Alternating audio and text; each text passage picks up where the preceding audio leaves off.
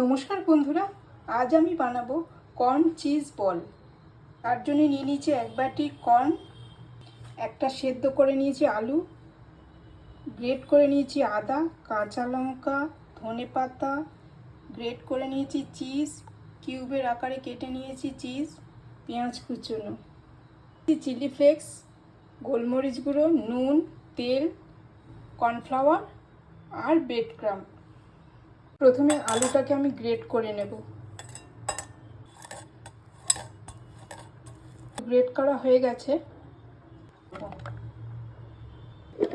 হালকা গ্রেট করে নিয়েছি।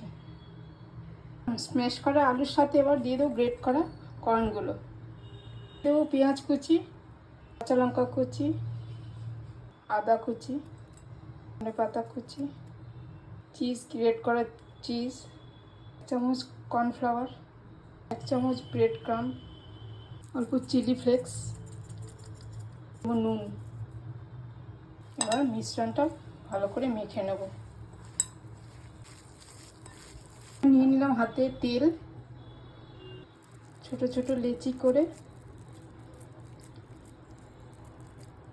এর মধ্যে একটা করে চিজের কিউব দিয়ে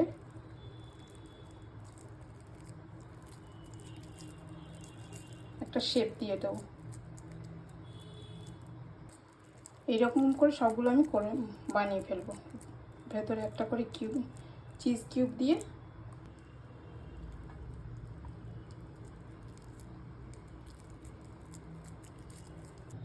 সবগুলো চিজ দিয়ে দিয়েছি।